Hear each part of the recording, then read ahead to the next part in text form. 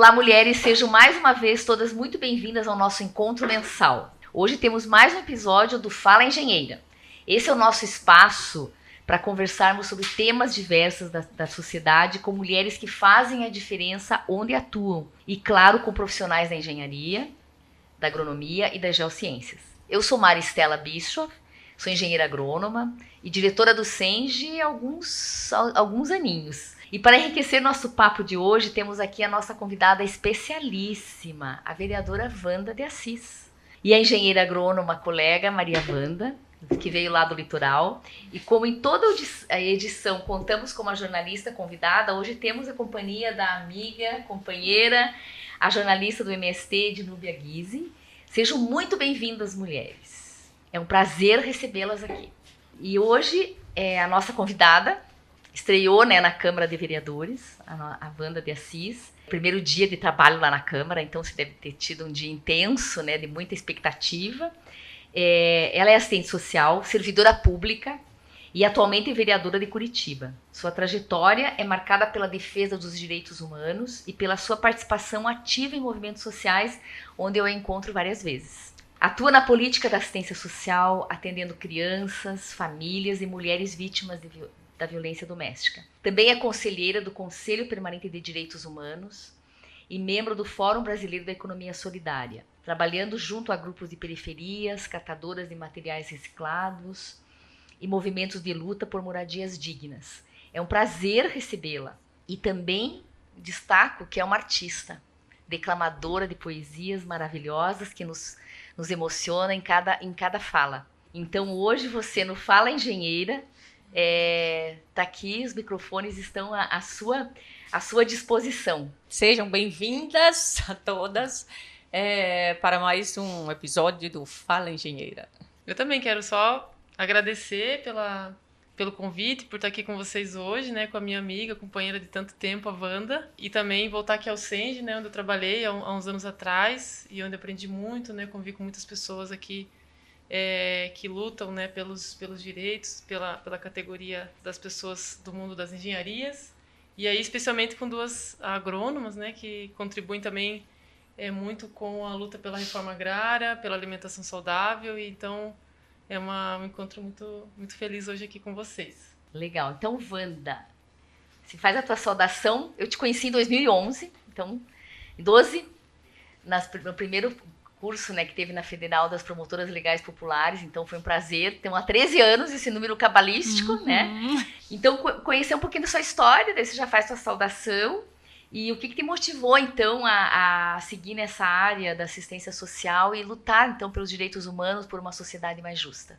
Então, primeiro eu quero saudar as companheiras, dizer que é uma alegria participar desse podcast Fala Engenheiras, especialmente porque é uma alegria encontrar mulheres lutadoras, feministas como vocês, que todas eu conheço, A companheira de Núbia, porque eu conheço de muito tempo das caminhadas do movimento popular e porque é promotora legal popular.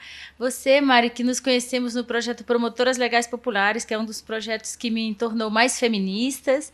E a companheira Wanda, que é minha conterrânea, e nos encontramos na construção da Festa Nordestina, que é também uma organização que faz parte da minha vida, que é viver a cultura nordestina aqui em Curitiba através da nossa Festa Nordestina, que acontece todo ano no Cajuru. Eu quero ir lá no próximo. Sim, por favor. Vocês... A Wanda sempre me chama. Vocês vão gostar muito, muito.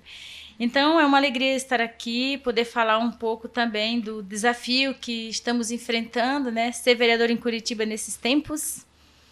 Dizer que minha caminhada desde muito jovem nas pastorais sociais, nos movimentos de luta por sobrevivência mesmo, a nossa saída do Nordeste para Curitiba, em família, todo esse movimento nos levou a nos organizar na periferia com as pessoas que também lutam por justiça social, Então, quando eu cheguei aqui em Curitiba em 95, eu terminei o segundo grau já aqui, um pouco com idade avançada, porque tinha começado a estudar tardiamente no Ceará. Depois que terminei o segundo grau, eu ainda fiz um curso técnico de administração, depois que eu fui fazer serviço social. E eu fui para essa área do serviço social porque eu enxergava nas pessoas que trabalhavam com ações sociais, com as políticas sociais, eu me identificava mais. Inclusive, eu conto para todo mundo que eu pensava que eu tinha que ser freira, porque as freiras faziam atividades sociais. Sociais então, e apoiar. Eu pensava, sendo uma freira, eu vou fazer muito trabalho comunitário, social. Aí conheci o convento e vi, não, acho que é melhor descobrir outra forma de fazer trabalho social. E foi assim que eu descobri que o serviço social é um curso que tem esse compromisso de fazer trabalho social, de construir uma nova sociedade. É um curso marxista. Eu me vi nesse curso. Emancipador. Emancipador, sim. Deu certo. Era o curso que eu precisava fazer mesmo. Então, fiz o curso de serviço social e isso foi qualificando uma ação que eu já fazia pelas pastorais sociais, nas comunidades, e me tornei servidora pública e pude trabalhar diretamente com a política de assistência social, que é como se fosse uma política das mais caras para nós, assistentes sociais, porque ela foi concebida com nossa participação nacionalmente, né? Sim. Então, é uma política que, para nós, é muito importante.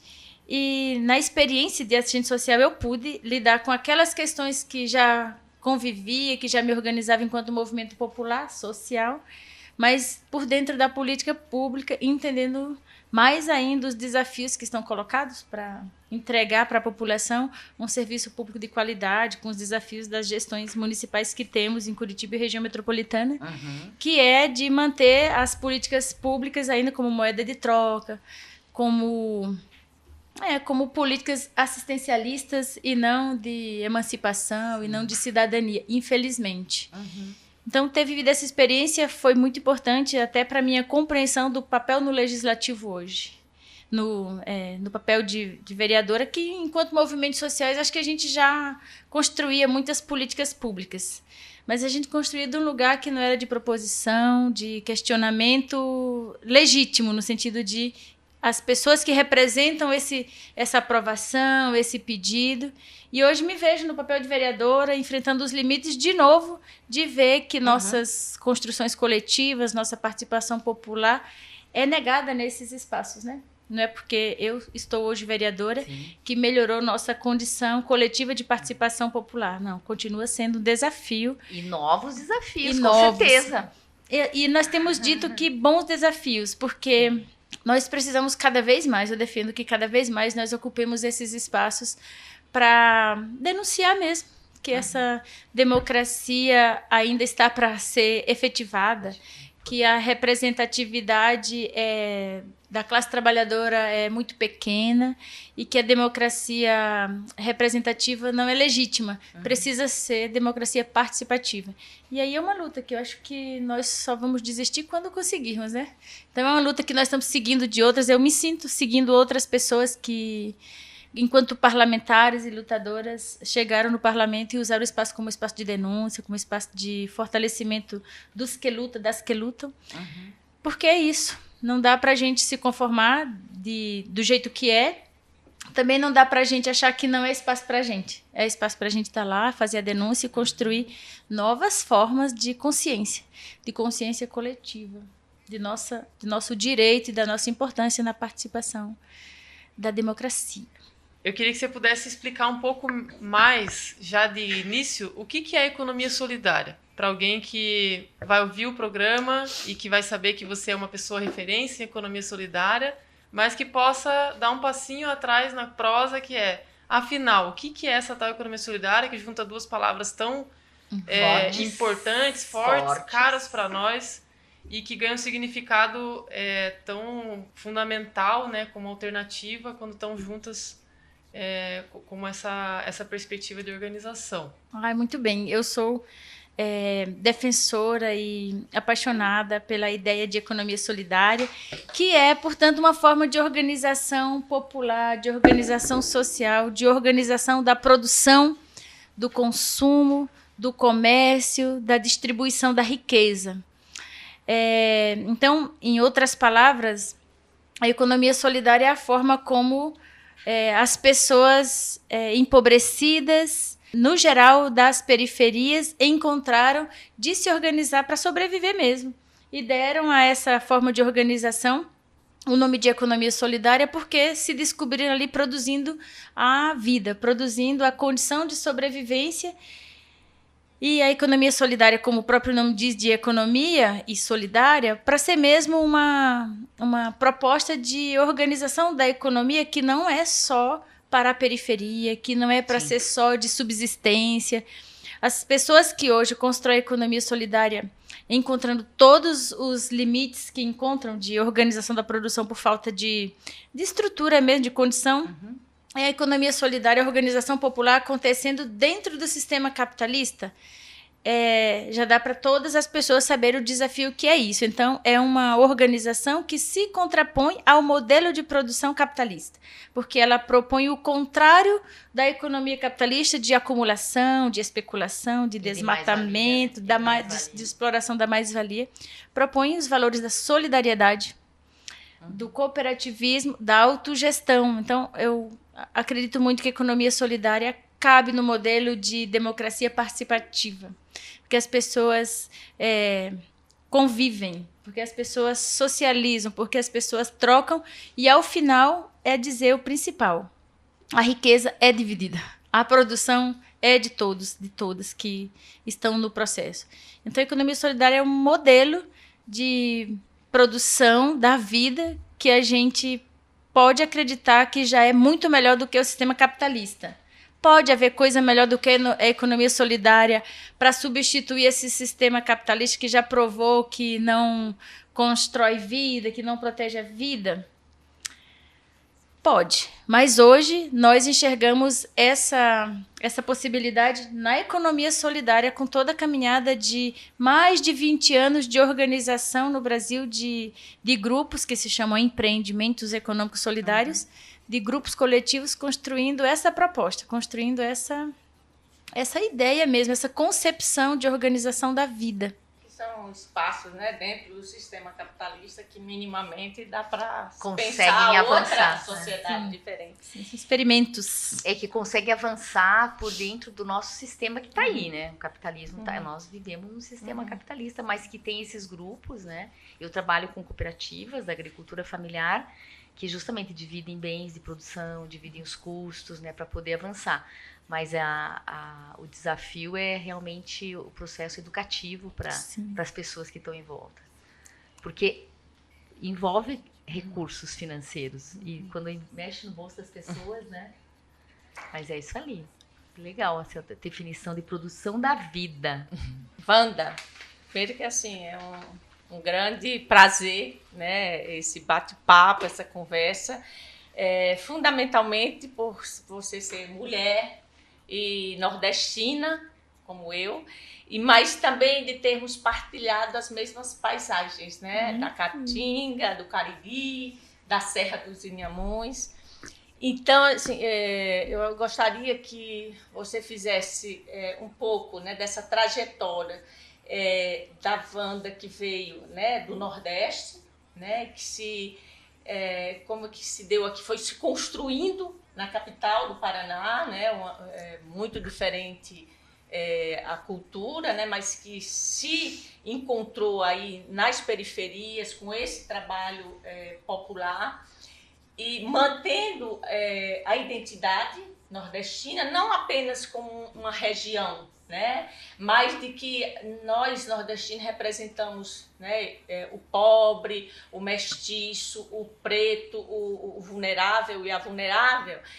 E isso no trabalho hoje seu na Câmara pode ser que as pessoas que representam esse grupo ou que defendem esses grupos entram tem nessa dicotomia aí de ódio, né, e tem ocasionado. Como é que você consegue trabalhar nas periferias e, ao mesmo tempo, se constituir no seu trabalho sem entrar nos confrontos que tem gerado pelos grupos que você trabalha e defende, né? Das periferias, dos vulneráveis, das mulheres, dos pretos, enfim. Se organizar para sobreviver em Curitiba e fazer todo esse movimento, essa caminhada, foi o que me restou. Acho que chegar em Curitiba, identificar que aqui em Curitiba existem realidades tão necessárias de mudança como de onde eu vim, que é o Nordeste, a região do Cariri, foi continuar a luta aqui, né? E eu nunca pensei que pudesse ter outra forma de fazer qualquer coisa aqui, senão a partir da organização, da luta. Eu não pensava era que essa luta desaguaria numa candidatura, num pleito eleitoral. E isso foi consequência dessa luta. Mas que era pela organização que a gente ia conseguir morar num bairro, construir mais segurança naquele bairro, fazer boa vizinhança, construir espaço para a juventude, construir espaço para as mulheres, construir espaço de estudos naquela comunidade, era a forma de sobrevivência mesmo. E tendo consciência também de que quando a gente faz isso, a gente está ajudando a gente, mas também ajuda as outras pessoas que ajudam a gente. É na vivência coletiva.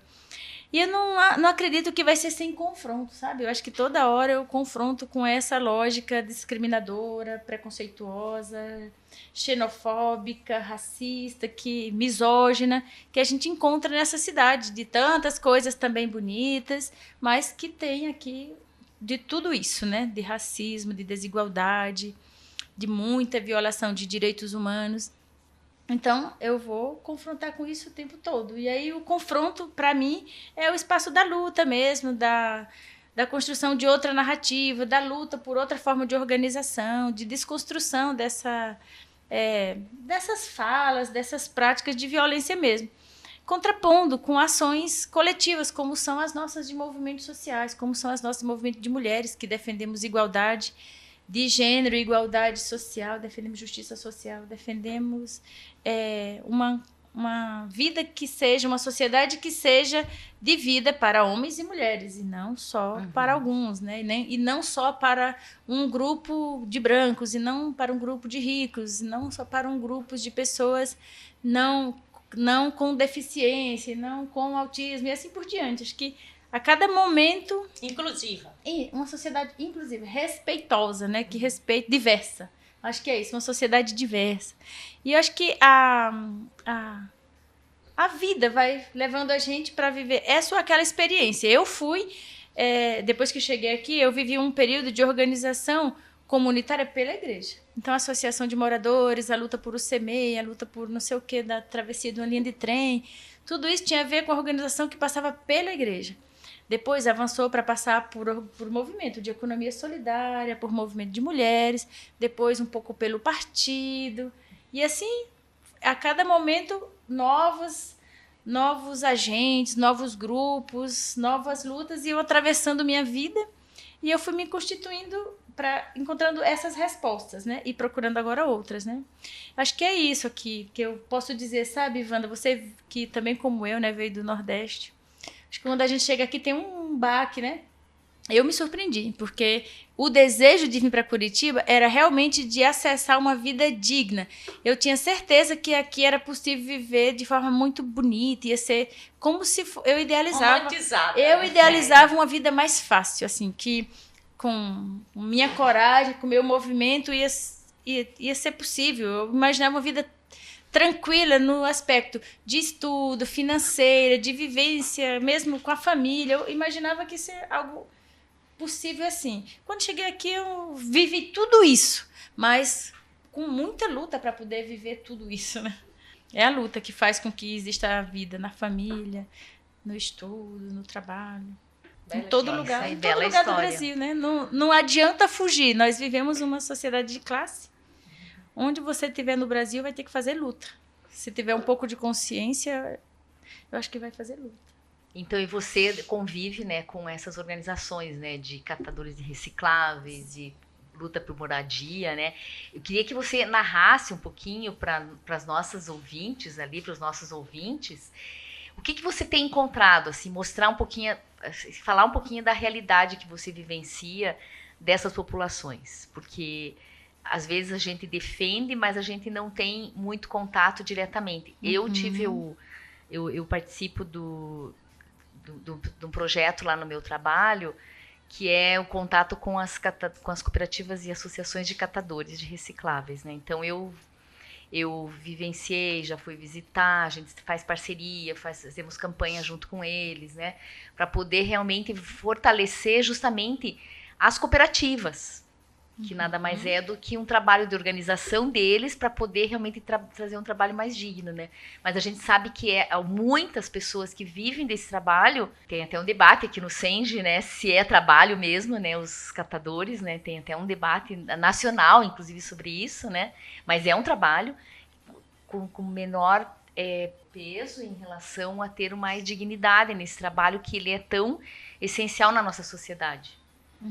Mas que teria que trazer um trabalho digno para eles no sentido de condições de trabalho. Então, o que você vivencia com esses grupos, né, que você tem? Acho que nessa trazer para esse nosso debate aqui agora a realidade da nossa Curitiba. Sim, nessa linha que você está trazendo, compartilhando o debate que vocês fazem, os catadores desenvolvem um lindo trabalho. Sim. Não reconhecido, não remunerado e por isso não digno.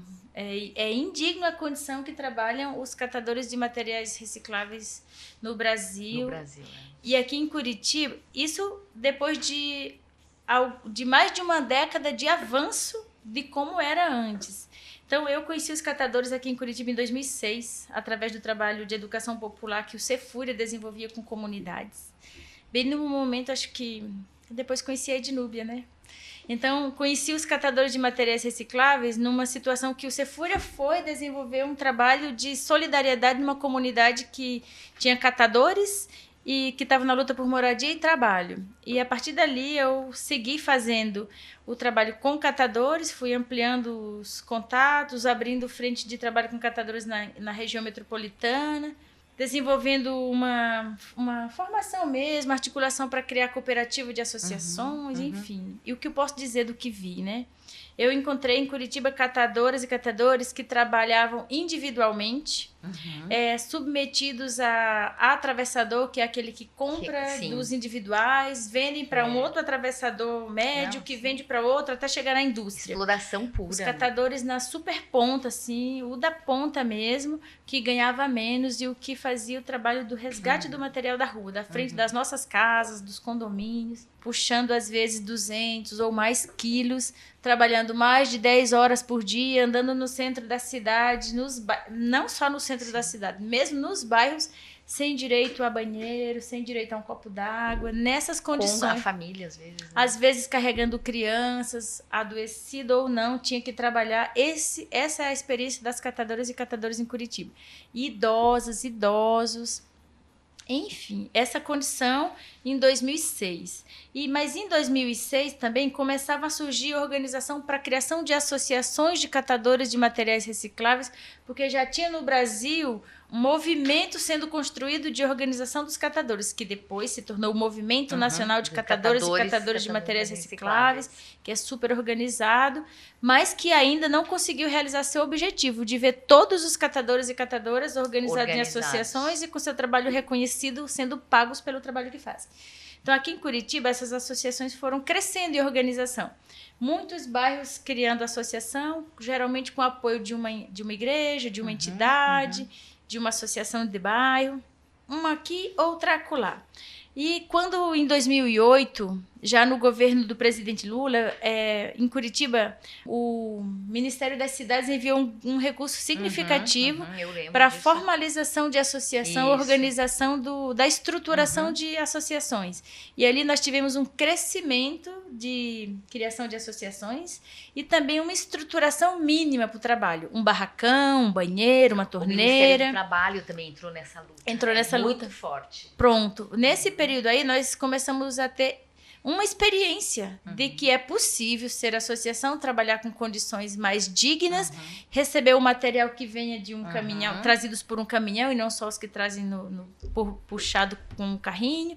Então já teve ali um exemplo de que é possível. Isso foi inspirando outros catadores e de 2006 para cá, 2025...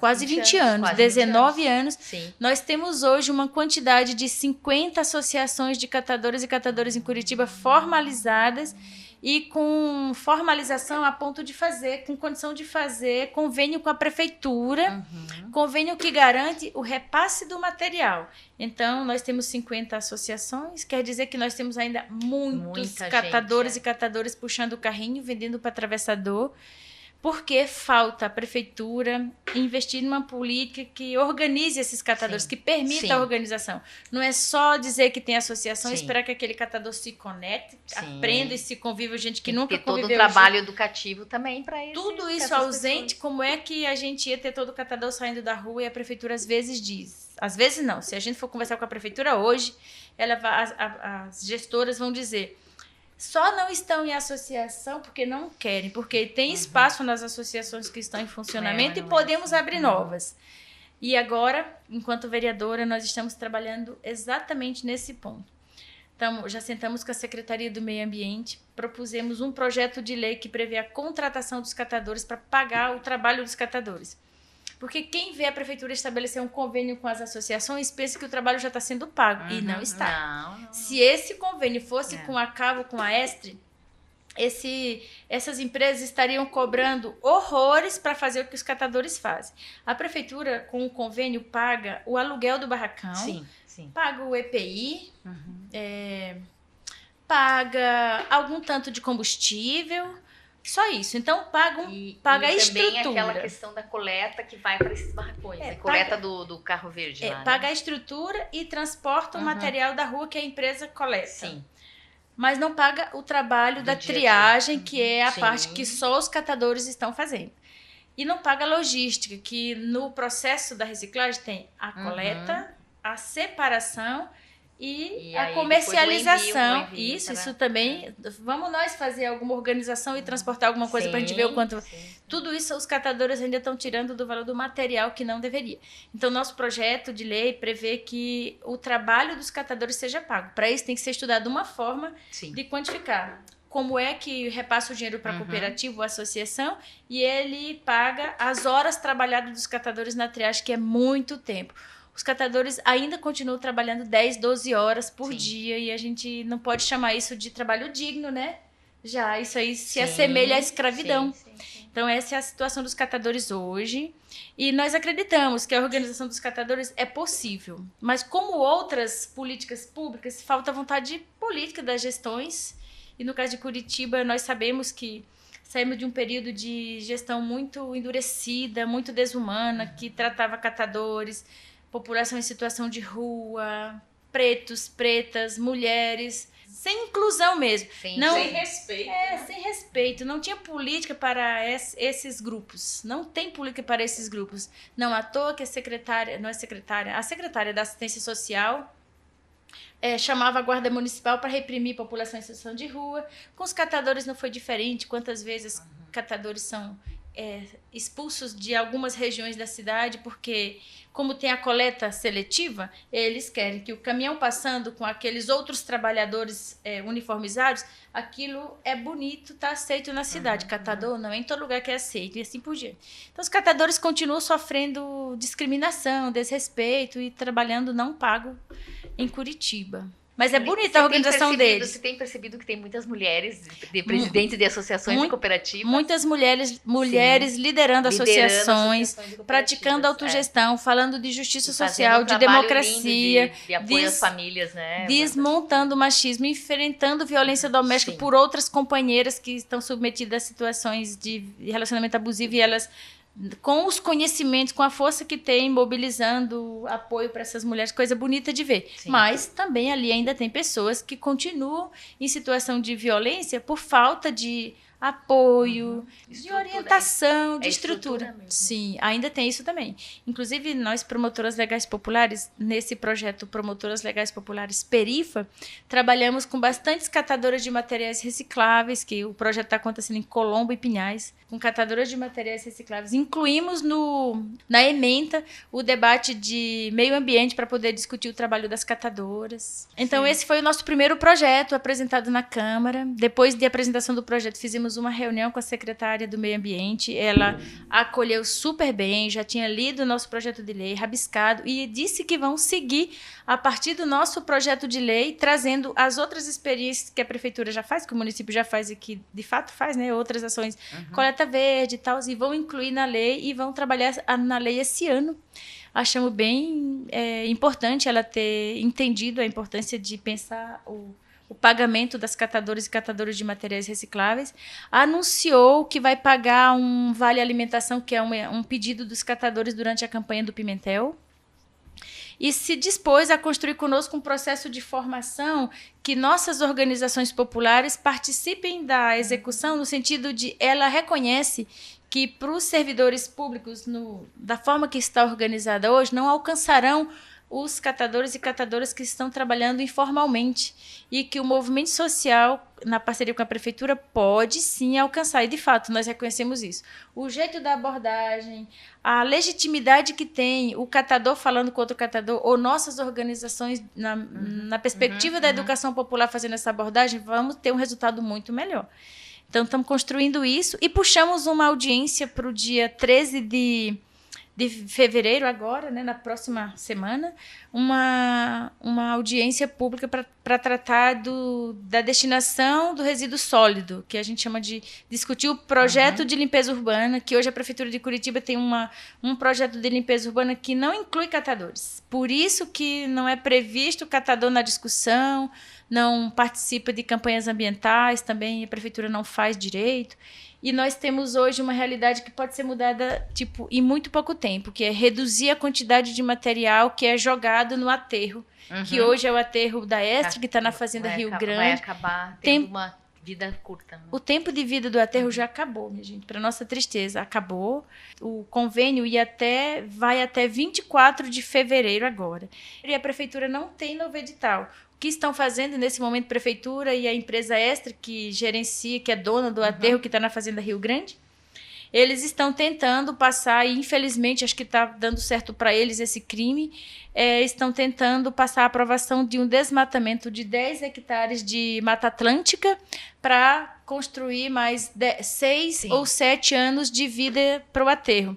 Não, isso não é construir vida para o aterro. Tem que dizer a coisa certa. Isso é matar 10 hectares de Mata Atlântica e colocar nós todos, Curitiba e região metropolitana, numa condição de risco diante das questões de emergência climática que vivemos. Quem pensa que Curitiba também não vai ser, como outras capitais, né, vítima das consequências desse... Essa é uma pauta bem da engenharia, Meu Deus, então, é uma pauta da engenharia. Engenharia socioambiental. Sim, socioambiental, né? Cadê os nossos engenheiros? Aí vamos fazer um apelo aqui pelo nosso Fala Engenheira. Isso. Todo janeiro nós discutimos isso em reuniões com catadores, com a Secretaria do Meio Ambiente, com o povo do IBAMA. O IBAMA. Não, é o IAT.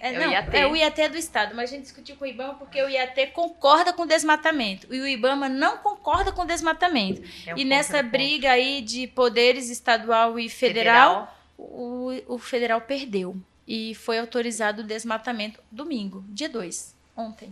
Que contradição grande, né, para a cidade inteligente, que se autoproclama, né, Curitiba, né? Melhor capital, organizada. E muita contradição também, pensando que a gente vive essa crise ambiental gravíssima e que o Brasil já sente efeitos há bastante tempo e nos últimos anos de forma mais dura, né, e tem vários assuntos que têm a ver com os catadores, a organização popular, que eles, de alguma forma, eles estão atravessados pela questão ambiental, né, Wanda? E aqui em Curitiba tem essa questão do aterro que você traz agora, tem no ano passado, né, o despejo de uma comunidade que estava do lado de um aterro também, que estava ilegal, né, ali no SIC, né, Wanda? Sim, na comunidade Tiradentes 2, e que as famílias perderam as moradias em nome da continuidade daquele aterro, né? Uma contradição muito grande que Curitiba se coloca, né?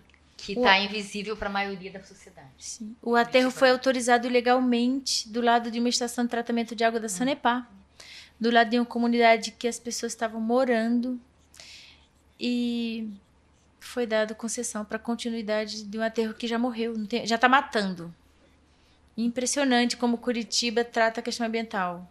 Destrata o meio ambiente o tempo todo. Então, nessa audiência, nós queremos tornar público, assim, ampliar a discussão sobre a importância da destinação do resíduo sólido, porque nós acreditamos que somos capazes, enquanto sociedade, de reduzir o lixo despejado no aterro e tornar o material reciclável riqueza para os catadores. Hoje, se a gente trabalhasse com campanhas ambientais educativas mesmo, sérias, poderia ser enviado metade do que é despejado lá. Metade mesmo. Depois, bem apurado, pode encaminhar até menos. É isso que poderia ter dado vida longa, mais vida ao aterro.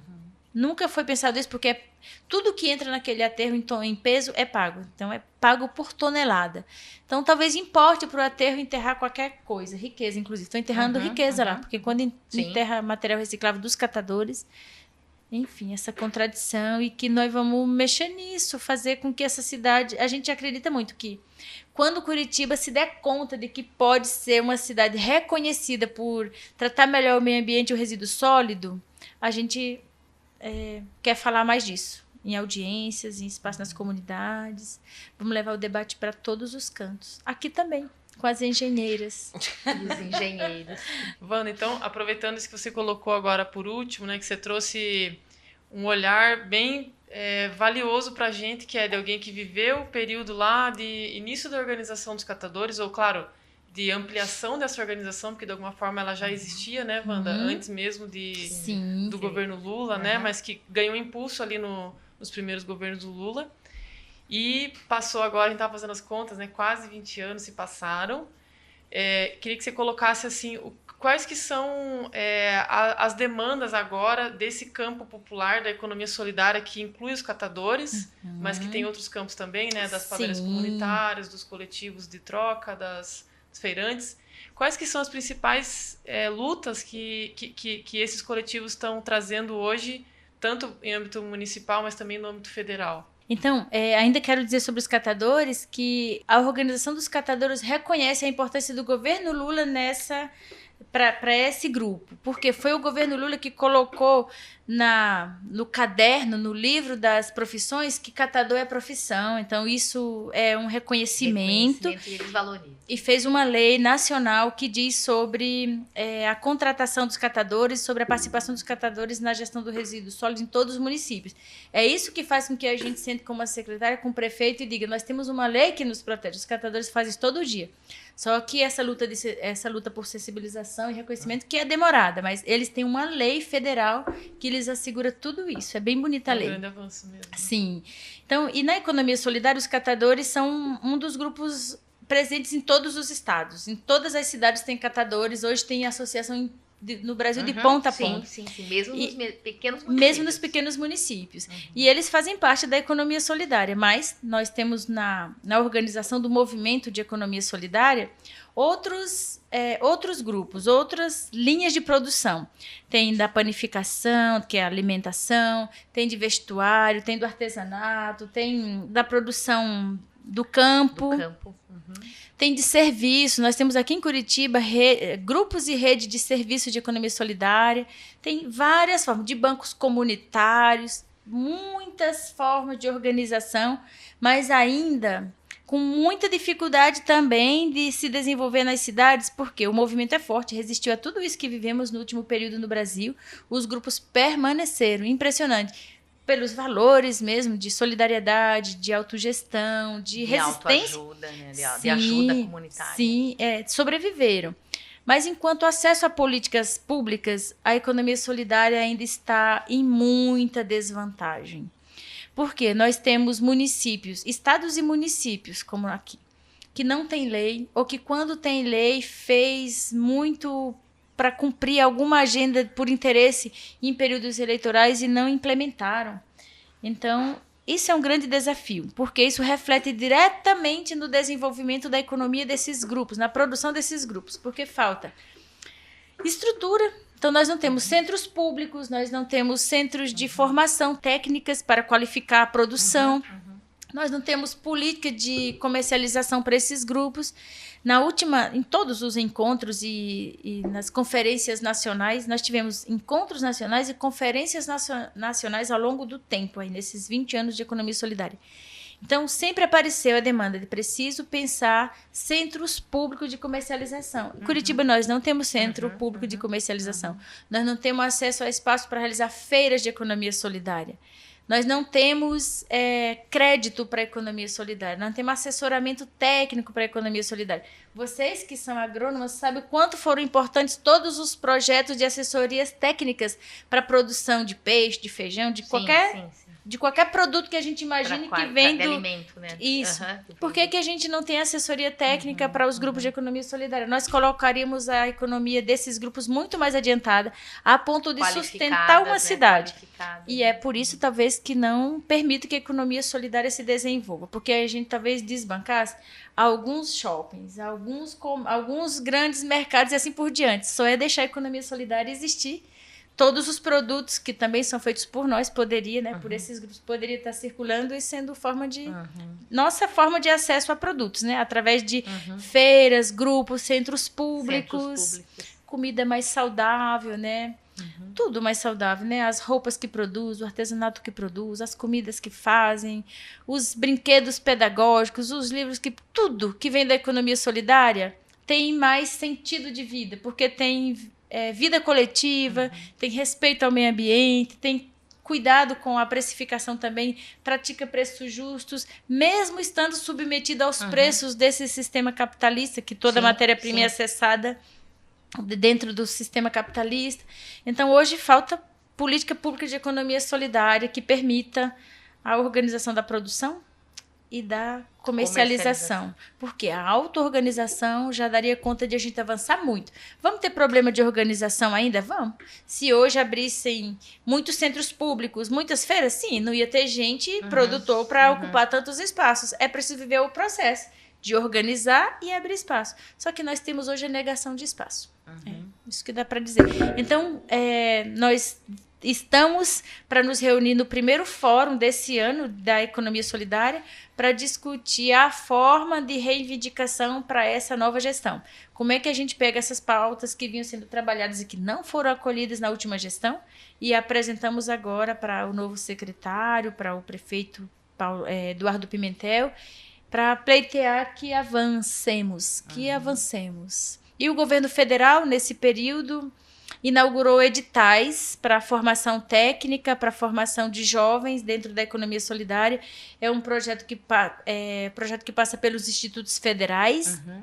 Abriu edital para agente de economia solidária, que são educadores populares que vão articular esses movimentos para participação. Identificá-los, inclusive, para fortalecer. Está em dias de acontecer um mapeamento dos empreendimentos de economia solidária, que acho que o mapeamento vai nos dar condição de melhor planejar uma organização de reivindicações mais concreta, né? Então, nós estamos avançando, mas poderia ser tudo mais acelerado se a gestão pública compreendesse que o lucro não pode estar acima da vida, né? Muito trabalho, né? Muita peleja. E pensando assim, produção, circulação e consumo, né? Essa tríade, na agricultura, por exemplo, assim, a produção, os agricultores e agricultoras minimamente conseguem. Mas quando chega na circulação, aí o bicho... Porque aí as grandes empresas... Enfim, mas é outra discussão. Wanda... pensando agora em questões bem práticas, né? Das ações desenvolvidas na periferia, né? Enquanto pensando na economia solidária, com as diversas organizações e nas transformações de vida de pessoas, né? Você poderia citar exemplos, né, de iniciativa que conseguiram transformar a vida das pessoas na periferia? A partir da economia solidária, né? Vou fazer o recorte a partir da economia solidária. As experiências dos catadores, para todo mundo saber que é uma experiência, né, de fortalecimento e de produção de sobrevivência. As padarias comunitárias, que é uma forma de produção do pão e outras coisas que vêm junto com o pão, mas que a partir de organização de mulheres que tocam cozinhas e padarias comunitárias, são grupos. Vários pequenos grupos formaram uma rede, que é a rede chamada Fermento da Massa, atua em Curitiba e região metropolitana. Já tem 30 anos que elas atuam em grupo. Elas passaram por tudo que a gente possa imaginar. Produzir no fogão, no forno de suas próprias casas, produzir nas cozinhas da igreja, depois ter seus próprios equipamentos. depois participarem de feiras e hoje serem rede que fornece até cafés. Quando vocês quiserem contratar, elas servem coisas muito gostosas. Olha E só que boa parceria que pode acontecer. que pode acontecer. Elas já fazem café para vários sindicatos. Já tenho. Sim. E eu não sei de qual, mas depois posso passar o contato Aham, das com padarias certeza. comunitárias. Eu conheço algumas do rural aqui da metropolitana, né? Excelente. É. Isso aí. Então, outras formas também de organização da feira de economia solidária que a gente tem aqui em Curitiba, que é uma feira que acontece ali no portão do lado do MUMA, do lado do portão, é uma experiência com mais de 10 anos de grupos que não tinham onde comercializar e a partir da auto-organização delas, e lembrar que a dona Lourdes, que é uma educadora popular que é do Cefúria, e a dona Lourdes ajudou nesse processo. Os grupos mapearam que aquele lugar poderia ser um lugar bom para comercialização, começaram a fazer uma feira na quarta, na outra quarta, consolidaram, ganharam o direito de participar, de manter a feira lá e estão lá até hoje. Então, lá elas comercializam alimentos, artesanatos, tecidos, roupas, saberes, tanta coisa. Essa é uma forma dá para citar como um lindo exemplo da organização dessas mulheres. Quartas-feiras, então. Quartas e sábados. Depois elas passaram para os sábados também, ficaram quartas e sábados. Olha, legal. Do lado do terminal do portão. Do portão lá no museu. E aí, grupos de mulheres que se organizam para fazer conversas sobre sua comunidade. Às vezes também trocam saberes, fazem o sabão, fazem alguma coisa assim, conforme a habilidade do grupo, e conversam sobre os direitos daquela comunidade, enfim, os acessos a direitos naquela comunidade. Tem grupo nesse momento se organizando de forma muito bonita, no Cajuru, na Vila Aude União e na Vila Agrícola, onde elas estão se encontrando para produzir sabão, sabonete, saberes e a organização mesmo de reivindicações dos direitos, que é a segurança, a iluminação. Agora, avançando mais para outras questões além avançando, além Você tem uma atuação forte lá no Cajuru. no Cajuru, né? sim. Nesse momento, algumas dessas comunidades sofreram enchentes. E é a mesma enchente que elas sofreriam se estivessem desorganizadas. Mas organizadas, elas já conseguiram se apoiaram. ajudar, Exatamente. Essa é a diferença de quem se organiza. Não se sentem sozinhas. Não se livra de sofrimentos que outras vivem, mas enfrentam. Mas compartilham isso. os desafios. Esse é um valor de quem se organiza, do movimento social popular. Então, acho que também dizer que uma forma de organização, Wanda, para quem está nos assistindo e precisa saber, são as entidades de apoio que mantêm-se firmes com toda essa conjuntura que vivemos no último governo, de desmonte mesmo do apoio a entidades, de apoio à economia solidária, outra forma de organização, que é o Cefúria, que é o Centro de Formação Urbana Rural em Maraújo. Essa entidade que está desde dos anos 80 construindo organização popular, e quando chegou no Paraná, no Brasil, a concepção de economia solidária, aqui no Paraná o Cefúria abraçou essa luta. Foi um solo fértil. E ajudou a construir no Paraná inteiro e no Brasil experimentos de economia solidária. Outros movimentos também, como a Caritas, como o Secopan, algumas igrejas católicas que vêm da teologia da libertação e seguem fazendo trabalho social, são grandes apoiadoras dos empreendimentos dos grupos, porque sem apoio de política pública, os grupos se organizam a partir de suas próprias articulações, que são essas de solidariedade, do campo popular.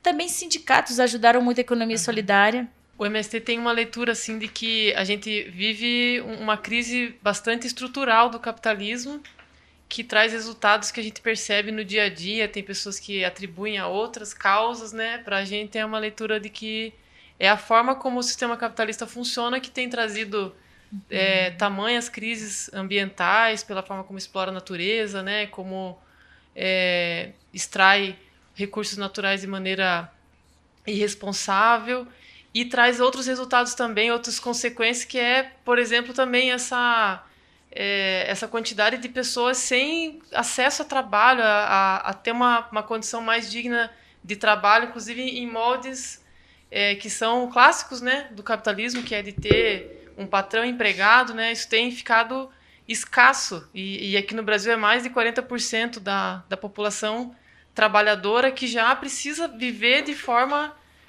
a ter trabalhos que são autônomos, né, que a gente fala, ou esses trabalhos que não estão vinculados a ter a carteira assinada necessariamente, né, trabalhos formais.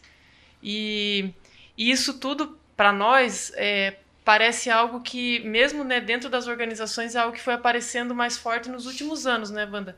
Porque os sindicatos têm um peso bastante grande assim, na organização popular no Brasil, mas organizam necessariamente os trabalhadores que estão empregados, né? Que estão no vínculo formal. E os trabalhadores que não estão no vínculo formal, ou que não estão necessariamente assegurados, né?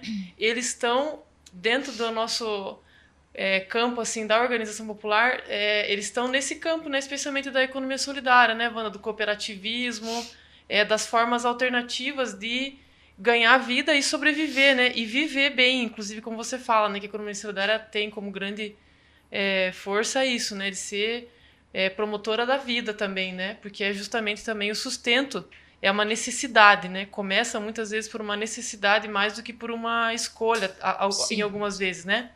E daí eu queria que você comentasse como é que você percebe a economia solidária como essa necessidade, porque a gente vive num sistema que ele está excluindo as pessoas do acesso ao trabalho, e ao mesmo tempo a economia solidária sendo algo que ela pode ser também essa alternativa de formas de relação humana que de fato elas são mais positivas, que elas são mais justas, isso que você colocou também, né? Mas que elas podem ir dando uma resposta para um sentido assim da vida, que também é outro fator que essa crise do capitalismo traz muito forte para a sociedade que a gente vive hoje, né? Que é de ter muitas pessoas com ansiedade, crise de ansiedade, com problemas Doenças psicológicas, mentais, né? Justamente por conta dessa dinâmica frenética e de exploração máxima, às vezes, né? De quem está...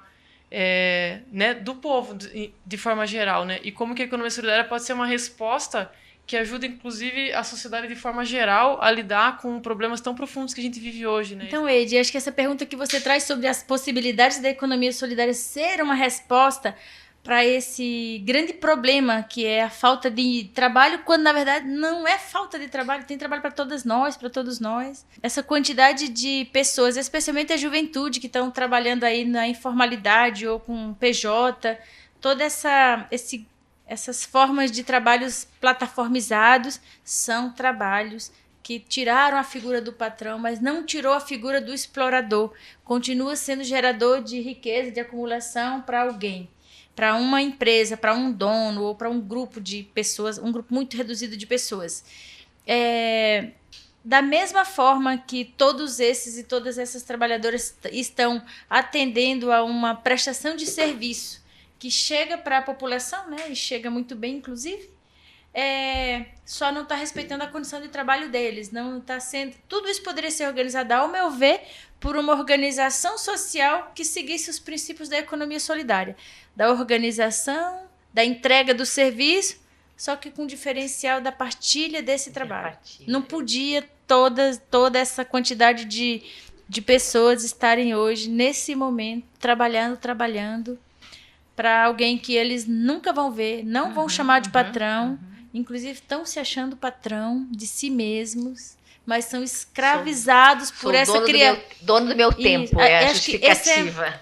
Para mim, isso é um exemplo Sim. de que nós temos tecnologia, inteligência, capacidade de se organizar, de nos organizarmos. Mas o sistema capitalista está nos organizando, né? Nos levando ou nos desorganizando, mas tipo, organizando o trabalho que está respondendo a um problema do capitalismo, provavelmente, né? O sistema falido, em crise. Crises, né? Sim, se o representante do sistema capitalista, como a gente vê até hoje, são os Estados Unidos, a gente pode ver que está em crise também toda essa forma de representação do capitalismo.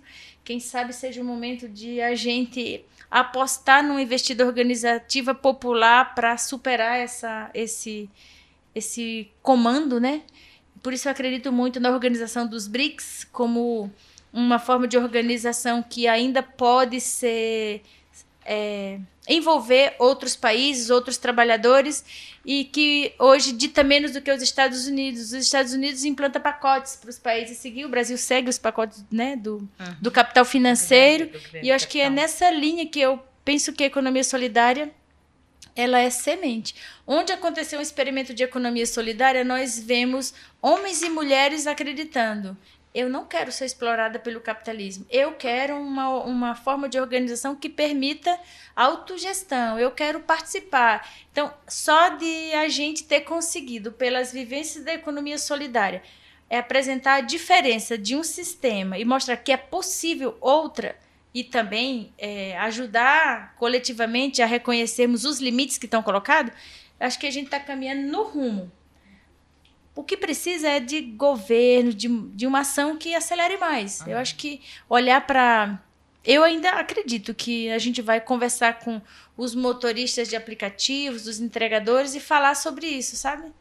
Por que a cidade não cria um aplicativo público e essas pessoas trabalham para si mesmas? Uma cooperativa, né, dos entregadores. Cooperativa de entregador, cooperativa de Uber, e assim vai. Por que não? Acho que é super possível. E não ficar sendo pautado por alguém que está invisível aí. Tanto é possível que a Uber conseguiu, que 99%... Sim. Enfim, é possível. Só faltou a condição, porque nós precisamos ser nós que propomos ainda.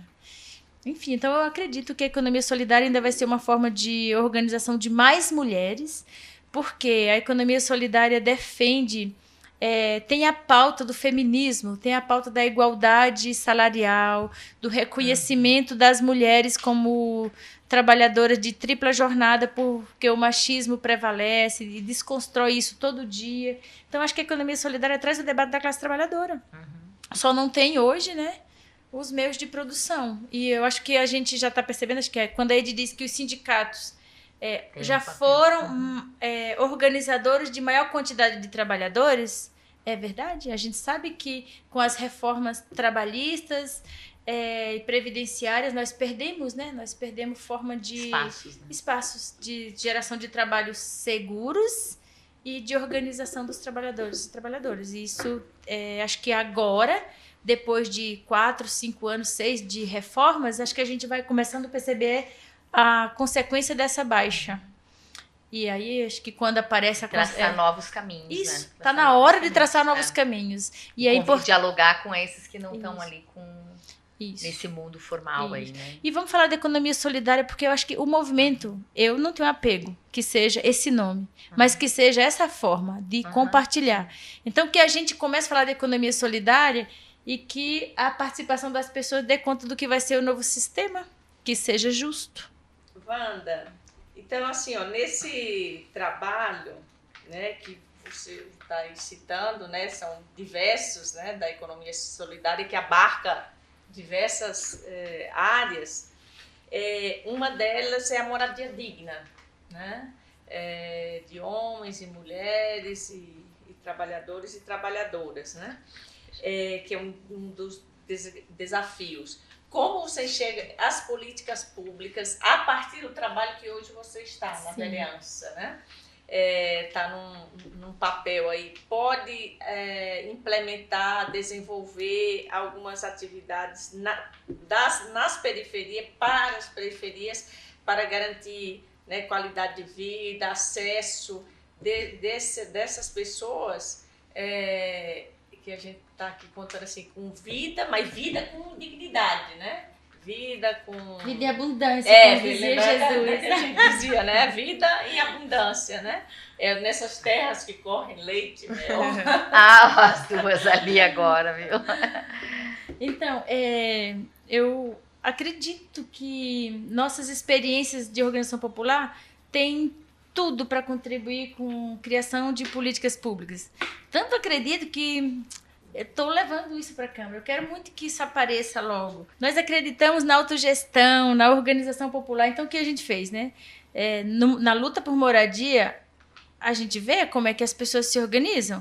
Elas chegam numa área com lona preta, às vezes sem um botijão de gás, dali 24 horas tem barracos estabelecidos, banheiros estabelecidos, cozinhas estabelecidas, escola estabelecida, coisa mais linda do mundo. O que é isso? Equipes já organizadas para limpeza, para... Isso, equipes de trabalho Sim, formado. de trabalho formado. Olha essa riqueza de organização.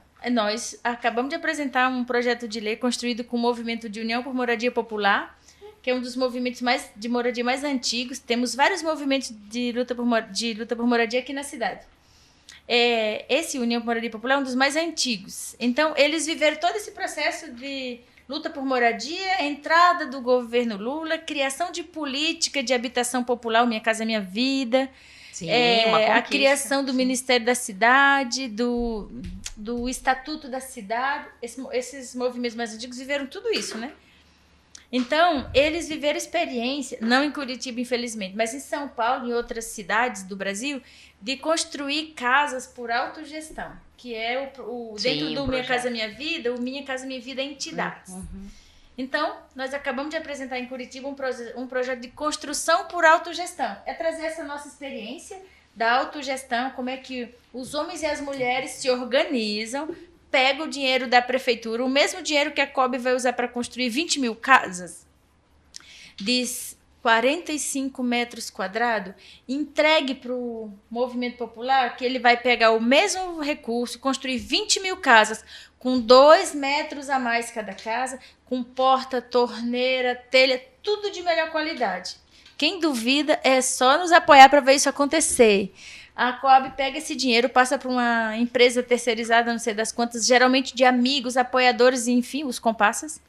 E as casas saem, caindo as portas quando a família entra no primeiro dia. Entrega isso para o movimento social, ele faz milagre, constrói coisa bonita, resistente, com a participação das pessoas. Viver a experiência de construir 50 casas em cada lugar, coisa assim, pode ser até mais, tem empreendimentos maiores, né? Isso deixa um saldo de geração de renda, satisfação de quem está construindo sua casa bonita, escolhendo, participando. Vivência social comunitária, produz saúde, porque isso que a Edi trouxe anteriormente, a sociedade, o sistema capitalista está adoecendo todos nós. A vivência coletiva comunitária, ela transforma a nossa saúde, ela protege nossa saúde mental. Isso está provado. Autoestima. Eu estou dizendo isso porque já existem pesquisas que mostram que as pessoas que estão em organizações populares, movimentos sociais, elas são mais saudáveis. Algumas até curaram de adoecimentos mentais. Então, isso é real, assim, está comprovado cientificamente. É isso que nós acreditamos, Wanda, que a gente pode e devemos fazer essa briga para que a coisa seja feita com a participação das pessoas. Quem é que constrói a casa lá na empreiteira? É um daqueles que pode ser o morador daquela casa. Deixa a gente fazer, que a gente vai mostrar como é que faz coisa de qualidade, usando menos dinheiro, usando menos dinheiro, fazendo maior, ou para fazer o mesmo tamanho, se fosse grande, com menos dinheiro. É possível. Legal. É isso que nós queremos. Aí o nome do nosso projeto é Construção por Autogestão, projeto de lei do nosso mandato.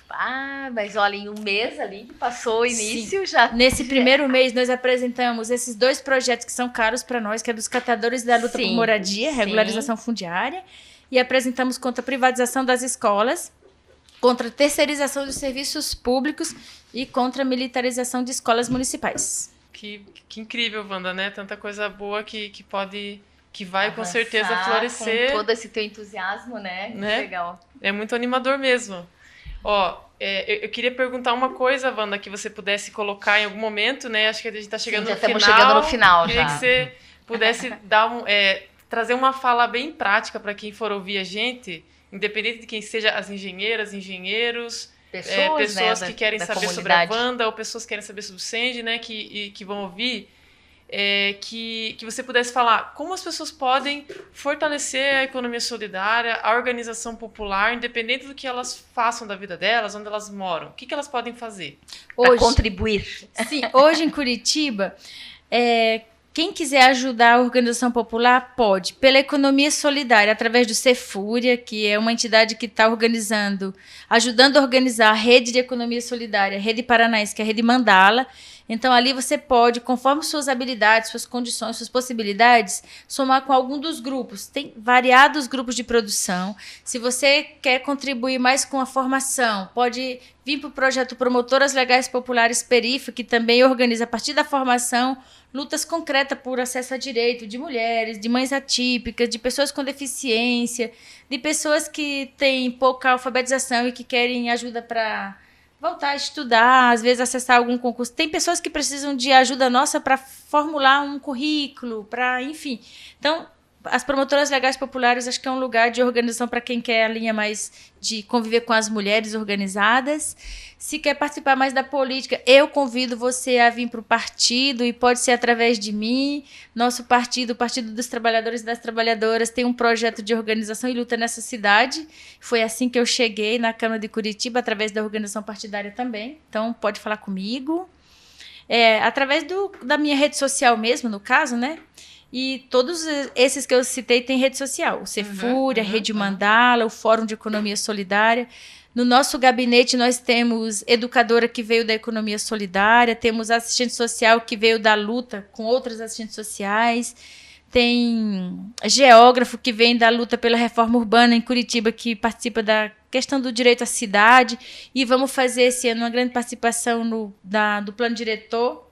É uma forma de você chegar e ali conhecer as comunidades. Nós estamos aí envolvidas com comunidades que estão na luta pela regularização fundiária. Então, estão em locais que não tem esgoto, que não tem escolas próprias dentro da comunidade, que não tem, às vezes, uma cozinha adequada, que falta comida, que falta material escolar. Então, qualquer uma dessas comunidades pode receber seu voluntariado sendo uma educadora, um educador, sendo uma apoiadora, sendo uma organizadora de uma escola, de um curso de arte, cultura, qualquer coisa que você saiba.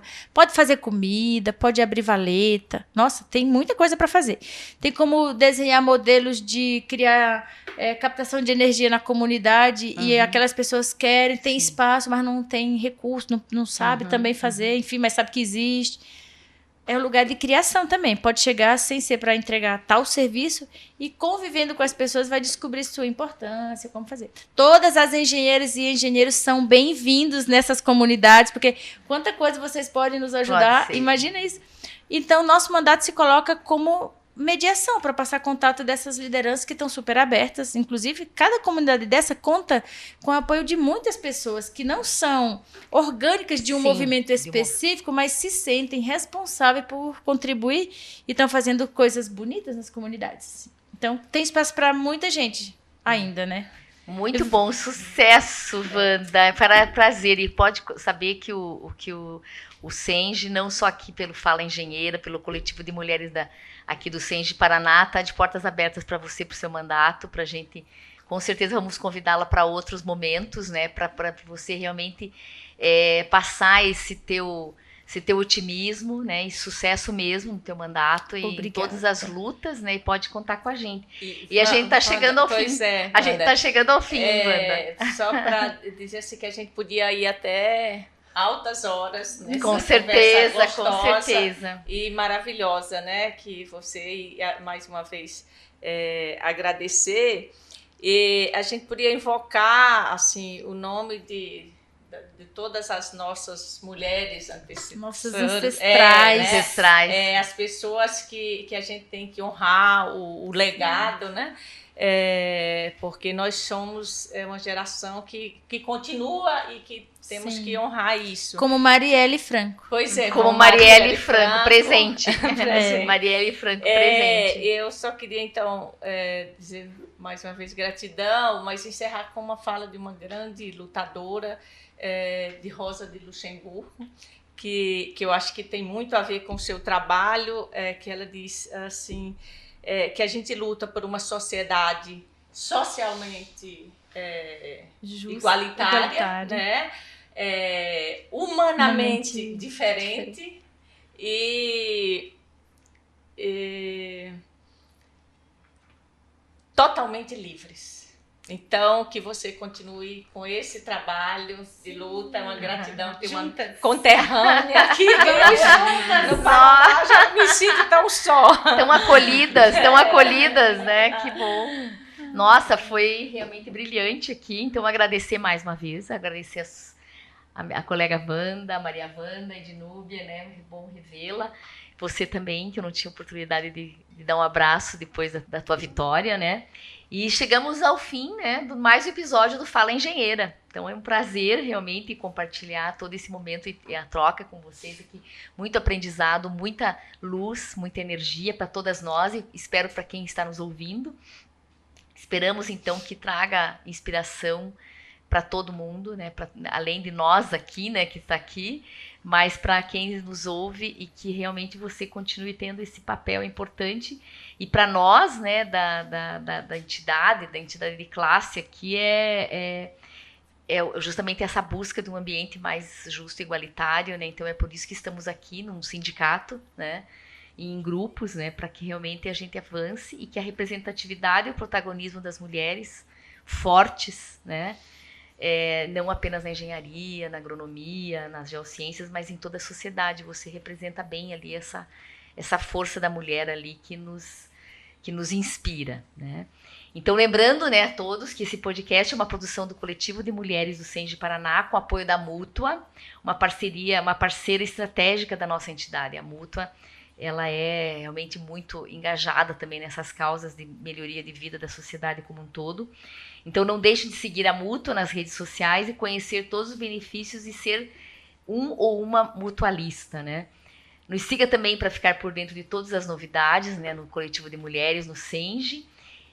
Procure, então, temos Instagram, temos várias redes sociais aí do Coletivo de Mulheres, para ficar por dentro do nosso trabalho. Nosso trabalho está sempre sendo reinventado, né, por um grupo de pessoas super competentes e engajadas nessa questão. Então, até o próximo episódio. Um abraço a todos e a todas. Todas. E todes.